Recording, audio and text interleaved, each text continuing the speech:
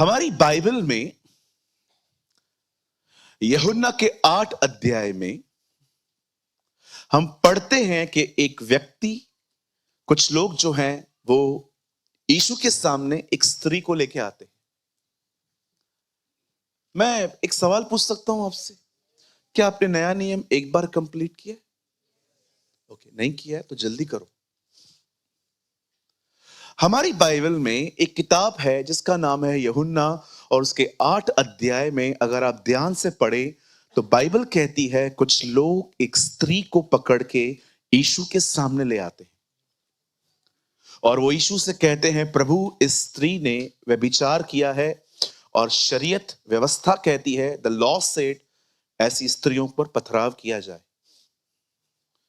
कितने कनिंग है ना, पुरुष को नहीं लाए, सिर्फ वुमेन को पकड़ के लाए।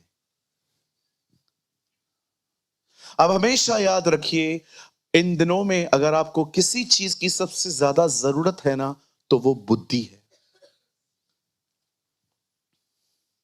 हमारी बाइबल कहती है हम ऐसे दिनों में रह रहे हैं जहां पर बेड़ों में बेड़िए हैं, इसलिए बाइबल कहती है बुद्धिमान बनो। आप जानते हैं टारगेट लेडी नहीं थी, टारगेट यीशु था कि वो कुछ ऐसा करे तो हम उसको मारें। मैं कुछ समझाना चाहता हूं आपको, बड़े ध्यान से सुने। जब वो उस लेडी को ले आते हैं और उसको यीशु के कदमों में डाल के कहते हैं, खुदावन देख इसने ये किया है। बाइबल कहती है यीशु जमीन पे कुछ लिखने लग गए और खुदा का कलाम ये नहीं बताता उसने क्या लिखा, लेकिन एक चीज मैं जानता हूं कि ये हो क्या रहा है। अगर आप पुराने नियम को आराम से पढ़ो तो बाइबल कहती है जब मूसा तख्तियां लेके नीचे उतरा, स्टोन्स की जो वो टैबलेट्स थी जिसमें 10 आज्ञाएं 6 और 4 लिखी थी। 6 दर्शाती थी पड़ोसी से प्रेम करो, 4 दर्शाती थी अपने खुदा से मोहब्बत करो। जब वो नीचे उतरता है तो वो बताता है कि ये वो टैबलेट्स हैं जो परमेश्वर ने अपनी उंगलियों से लिखी है, और अब प्रभु भी सेम अपनी फिंगर्स को यूज कर रहा है, ये दिखाने के लिए जो पुराने नियम में यहोवा है वो नए नियम में यीशु है। आमीन। यीशु ने ऐसे बहुत सारे काम किए जो पुराने नियम में परमेश्वर करते थे। आप जानते होंगे बाइबल कहती है पवित्र आत्मा पानी पे मंडरा रहा था। And in the New Testament Jesus walks on the water. Hallelujah. पुराने नियम में पवित्र आत्मा पानी के ऊपर चलता था, नए नियम में बेटा चल रहा है। आप जानते हैं द बाइबल सेज, परमेश्वर का वचन कहता है कि जब उस लेडी को यीशु के पैरों पे डाल दिया गया और कहा गया उसने गुनाह किया है, तब प्रभु ने क्या कहा? प्रभु ने कहा ओके, हम इसे मार सकते हैं, लेकिन पहला पत्थर वो उठाए जिसने कभी कोई गुनाह नहीं किया है। जब भी आपको किसी पे दोष लगाने का मौका मिले ना, तो हमेशा इस वचन को याद रखा करो।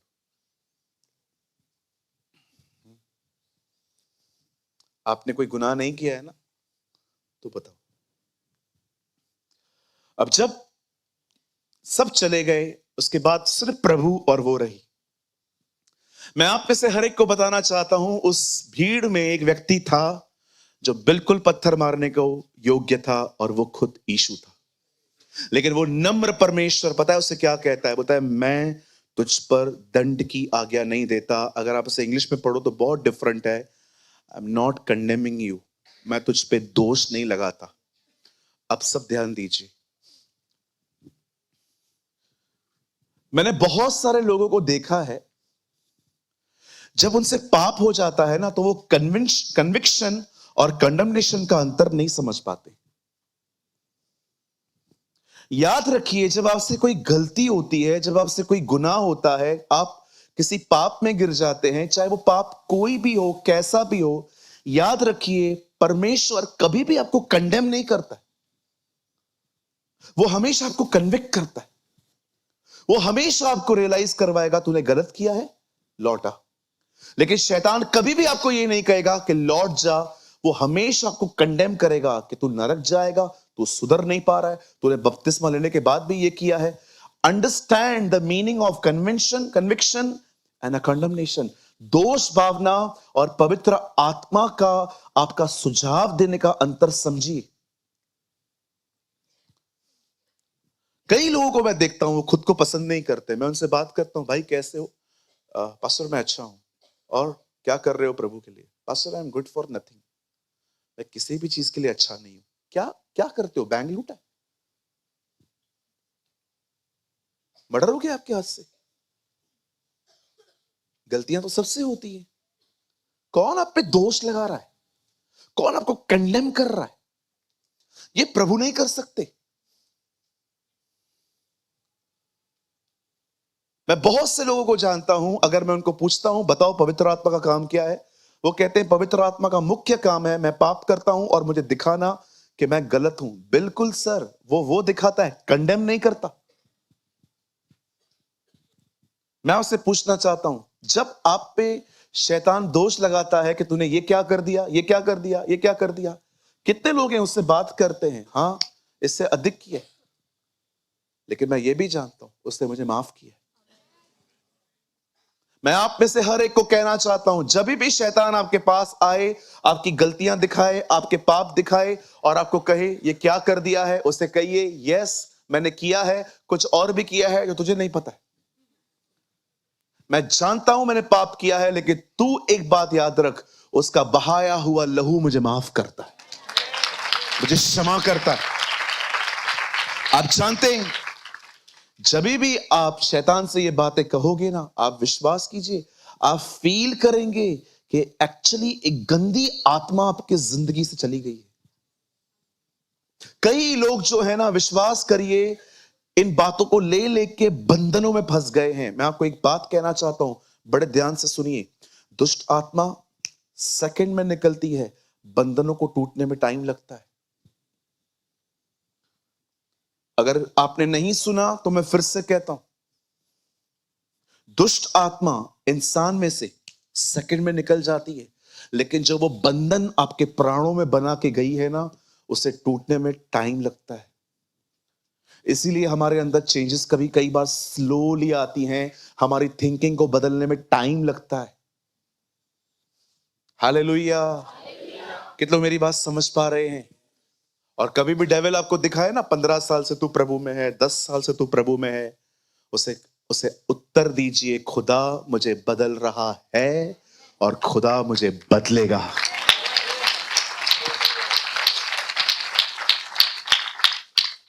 खुद के फैन बनो। बोलो पास वाले को, खुद का फैन बन। हाँ, कौन बोलता है आप बुरे हो? आप जानते हो, जब परमेश्वर उत्पत्ति में कहता है आओ हम मनुष्य बनाएं, आपको पता है वो किसको बुला रहा है? जीसस को। वो यीशु को सामने खड़ा करके मनुष्य बना रहा था। इसलिए तो आप इतने खूबसूरत हो। कौन कहता है यू आर अगली? पास्टर लेकिन मैं काला हूं। बहुत सारे गोरे दिखाऊं, दिल के काले? आपका स्किन का कलर डिसाइड नहीं करेगा कि आप ब्यूटीफुल हो कि नहीं हो। आपकी ब्यूटी आपका परमेश्वर है। और सुनो, कोई अगर पसंद नहीं भी करता है, हु केयर्स? क्या फर्क पड़ता है? उसने हमें बहुत पसंद किया है। वो रोज हमें ऊपर से फ्लाई किस भेजता है। Oh hallelujah. बिल्कुल, अपनी पहचान समझो। वो रोज आपको ऊपर से कहता है। क्यों? आपका बच्चा देखो कितनी गलतियां करता है, चमाट मारते हो उसको, उसके 10 मिनट के बाद मेरा लाल, मेरा काला, मेरा पीला, मेरा मल्टी। अरे आप इंसान हो के इतना प्यार करते हो अपने बच्चों से, वो तो आप जानते हो, 1000 अच्छे पिता उसके सामने खड़े कर दो, ईविल बन जाएंगे। अगर कंपैरिजन की बात करते हो ना, तो 1000 अच्छे बाप अगर उसके सामने खड़े हो जाए ना, ईविल हो जाएंगे। इसलिए उसने कहा तुम बुरे होकर अपने बच्चों को अच्छी वस्तुएं देना जानते हो। तुम हो बुरे, लेकिन बच्चों को बरोबर प्रॉपर हर कपड़ा लेके देते हो, जूता लेके देते हो। अगर तुम बुरे होकर ये कर सकते हो, तो वो तो ऑलरेडी अच्छा है, वो तो ऑलरेडी भला है। और याद रखिए, याद रखिए, वो अपने बहुत सारे बच्चों से वैसा व्यवहार नहीं करता जैसा वो करना चाहता है, क्योंकि उसको पता है ये भाग जाएंगे। लेकिन जो लोग उससे प्रेम करते हैं ना, उसके लिए आप बिलीव नहीं करते हो, वो उनसे अपने व्यवहार करता है। वो देरी करता है, वो लेट कर देता है, वो आने वाला होता है खुद को रोक देता है। वो अपने उन बच्चों से बहुत डिफरेंट व्यवहार करता है जो उससे प्यार करते हैं, क्योंकि वो हर समय उनके लिए भला ही सोचता है। अगर आज आप ये देख रहे हो कि आप प्रार्थना करते हो पर उत्तर नहीं दे रहा, आप देख रहे हो आप उपवास करते हो वो कुछ नहीं कर रहा, विश्वास करो वो बेटी और बेटा जान के आपसे व्यवहार कर रहा है। वो जानता है भविष्य में ये चीज आपके लिए अच्छी नहीं है। वो शांत है, वो चुप है, और ऐसा ऐसा व्यवहार वो सिर्फ अपने प्रेमियों के साथ करता है। ओह वंडरफुल लॉर्ड। याद रखो, बहुत डिफरेंट है वो कुछ लोगों से। इसलिए बाइबल कहती है चतुर के साथ वो अपने आप को चतुर, भले के साथ वो अपने आप को भला, और खरे के साथ वो अपने आप को खरा दिखाता है। अगर आज आप देख रहे हो ना कि परमेश्वर आपकी कुछ बातों को पूरा नहीं कर रहा है, बिलीव करो बेटा जान के वो आपका व्यवहार कर रहा है। वो जानता है ये अच्छा नहीं है। एब्रॉड में एक लड़का खुदा से रोज कार मांगता था। प्रभु ने कहा बेटा मैं अगर कार तेरे को दे देगा ना तू परेशान हो जाएगा। उसने कहा क्यों प्रभु? उसने कहा बेटा तेरे पास पार्किंग नहीं है, किधर खड़ा करेगा? वेट कर बेटा, पार्किंग बना पहले। आप बहुत सारी चीजें मांगते हो, विश्वास करो प्रिपेयर नहीं हो। अगर आज वो तुम्हें दे दे परेशान हो जाओगे। आप सोचो प्रभु आपको आज 1 करोड़ दे दे, पूरा 2024 जब तक पैसा खत्म नहीं होगा चर्च नहीं आओगे। 25 वही, हाँ 25 ठीक है ना। हर बीच में बात में बीच में बोलना जरूरी है मिस्टर परफेक्ट। कितने लोग मेरी बातों को समझ पा रहे हैं? डोंट वरी, मैं आप लोग को अपना फैमिली समझता हूँ, है ना। मुझे दिनेश भाई हमेशा कहते हैं पास्टर मैंने पहला पास्टर देखा है आपको जिसका चर्च कभी बुरा नहीं मानता। सब वही पुराने चेहरे हमेशा दिखते, कोई किधर नहीं जाता है। पास्टर डांट कुछ भी कर चाटा मार इधर ही रहेंगे। इसे कहते हैं खूबसूरत कलीसिया। हाँ बिल्कुल, मैंने बहुत सारे लोगों को आज तक डांटा है, किधर भी नहीं जाते।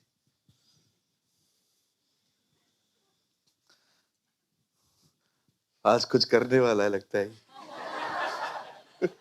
नहीं, मैं कुछ नहीं करने वाला, वो करे तो करे। कितने लोग तैयार हैं आज के वचन के लिए? आज मैं आपको समझाना चाहता हूं, बड़े ध्यान से सुने। दुष्ट आत्माएं तो निकल गई है, पर जो बंधन है ना वो कैसे टूटेंगे, मैं आपको वो समझाना चाहता हूं। मेरे साथ खोलें, open your Bible with me the book of John. मेरे साथ खोलिए यूहन्ना रचित सुसमाचार और उसका 11वां अध्याय।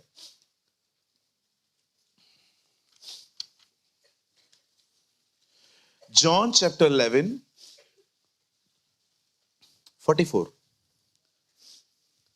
11:44।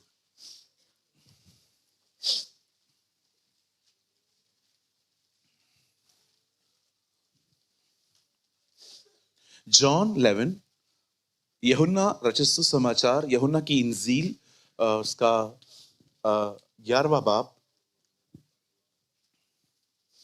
44। हाँ कोई बात।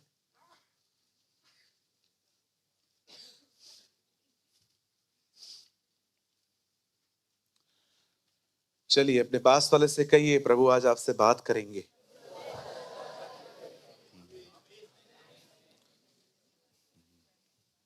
बिल्कुल करेंगे, इसलिए तो लाया है वो हमें, है ना। कितना मजा आता है ना जब वो बात करता है।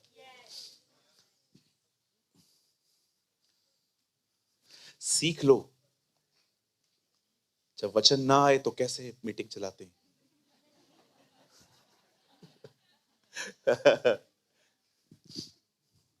जो मर गया था वह कफन से हाथ पांव बंधे हुए निकल आया और उसका मुंह अंगोछे से लिपटा हुआ। तो यीशु ने उनसे कहा, उसे खोलकर जाने दो। वंडरफुल। आइए सब सामने देखिए। हाँ, आइए सामने देखिए। बाइबल कहती है यीशु ने एक दिन यरदन नदी पे अपने चचेरे भाई यूहन्ना बपतिस्मा दाता से बपतिस्मा लिया। कुछ लोग कहते हैं बपतिस्मा जरूरी नहीं है, क्योंकि वो उस चोर को कंसीडर करते हैं जो यीशु के बिल्कुल दाहिनी ओर था, और वो कहते हैं कि बपतिस्मा क्यों लें जबकि उस चोर ने नहीं लिया, पापी होने के बाद भी नहीं लिया। आप इसके विषय में क्या कहोगे जिसने पाप नहीं किया तो भी लिया?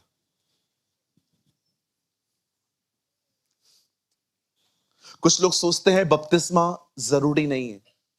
हर वो चीज जरूरी है जो यीशु ने की है। अगर आप में से कोई भी यहां पर बैठा है, क्या होता है बपतिस्मा? बपतिस्मा का रियल मीनिंग है समर्पण। बाइबल कहती है बपतिस्मा मात्र मैल को दूर करना नहीं है। अगर आप पतरस को पढ़ेंगे तो वहां पर लिखा है बपतिस्मा मात्र शरीर की मैल दूर करना नहीं, परंतु शुद्ध मन से अपने आप को परमेश्वर के वश में दे देना है। अगर आप इससे किसी ने भी यहां पर बपतिस्मा नहीं लिया है, मैं आपको कहना चाहता हूं आने वाले दिनों में तैयार करो, और एक वही व्यक्ति बपतिस्मा ले सकता है जो ये विश्वास करता है कि इस सृष्टि में एक परमेश्वर है, उसी परमेश्वर ने मुझसे प्यार किया और अपने लिए अपना बेटा भेजा, वो मेरे लिए मारा गया, गाड़ा गया, जी उठा। अगर आपका ये विश्वास है, आप बपतिस्मा ले सकते हैं। और पास्टर, बपतिस्मा के बाद हर दिन मरना, क्या तुम नहीं जानते तुम में से जितनों ने उसका बपतिस्मा लिया है उसने उसकी मृत्यु का बपतिस्मा लिया है? जो व्यक्ति विश्वास करता है वो बपतिस्मा ले सकता है, और बपतिस्मा के बाद हर दिन स्वयं में मरना, परमेश्वर के साथ चलना है। यस, कितना इजी है ना। बिल्कुल। और याद रखिए ये एक ही बार होता है। ऐसा नहीं है हमारे टाउन में कोई फेमस पास्टर आए, आप उसके पास जाओ, पास्टर आप भी दे दो ना। हाँ बिल्कुल, बहुत सारे लोग करते हैं। बैप्टिज्म एक ही बार लिया जाता है। और याद रखिए, कई अपने पास वाले से बचपन का बपतिस्मा बपतिस्मा है ही नहीं। हाँ, अगर आप बचपन में बपतिस्मा लेते हैं तो मुझे बताइए, आपको महसूस भी हुआ था आप पापी हैं? किसकी चल रही है? पेरेंट्स की। तो पेरेंट्स कैसे डिसाइड करेंगे आपकी? इसीलिए बपतिस्मा हम उनको देते हैं जिनको एक अंडरस्टैंडिंग आ चुकी है पाप की, उनको पता है, ताकि वो इंसान मान सके कि वो पाप में जन्मा है। जितने भी लोगों ने बचपन में बपतिस्मा लिया है, मैं यहां से खड़े होकर कहता हूं वो बपतिस्मा है ही नहीं। कोई तो है जिससे प्रभु बात कर रहा है, नहीं तो ये टॉपिक था ही नहीं मेरे पास। वो सिर्फ पानी में डुबकी मारना नहीं है, वो तो खुदा के हाथों में अपने आप को दे देना है। जब यीशु ने बपतिस्मा लिया, बाइबल कहती है उससे अपनी सार्वजनिक सेवकाई स्टार्ट की। ही स्टार्ट हिज पब्लिक मिनिस्ट्री। और आप जानते हैं हमारा प्रभु पब्लिक मिनिस्ट्री में कुछ कुछ घरों में जाता था। आप पढ़ सकते हैं जीसस ने बहुत सारे घरों में विजिट किया था। ओह, मेरी दुआ है हमारे घर पे भी जल्दी विजिट करे वो। Oh hallelujah. और सुनो बहनों, अगर वो विजिट करने आए, खाना मत खिलाना, जो खाना उसके पास है वो खाना। यस, ये गलती मत करना। मैं कई बहनों से पूछता हूं, बहन अगर प्रभु आपके घर पे आए क्या होगा? तो भैया मैं मटन पर ला के खिलाऊंगी। अरे वो मटन का क्रिएटर ही वो है। छोड़ दो, वो एक दिन मछली बनाएगा ना, उसको भूल जाओगे आप। पब्लिक की तरह आप भी मछली के पीछे चले जाओगे। अगर वो आपसे मिलने के लिए आता है ना, ओ, मार्था विंग्स के साथ वो 8 घंटे मिला था। एक दिन मार्था विंग्स के सामने जाता है, और जानते हैं जब प्रभु मार्था विंग्स से मिलता है, अपने हाथों को फैला के कहता है, 2 सेवकाइयां हैं, एक सेवकाई है, इसमें तू टीवी पे रहेगी, रेडियो पे आएगी, बहुत फेमस बन जाएगी, ये होगा वो होगा, लेकिन मैं तेरे साथ इधर नहीं रहेगा। एक और ये सेवकाई है, इसमें शायद तू इतनी फेमस नहीं होगी, लेकिन मैं तेरे साथ यहां रहूंगा। और इस मिनिस्ट्री में मैं तुझे कुछ ऐसे लोगों से मिलवाऊंगा जिनको तू तैयार करेगी, और वो जाके नेशंस को शेक करेंगे। तू किधर भी नहीं आएगी।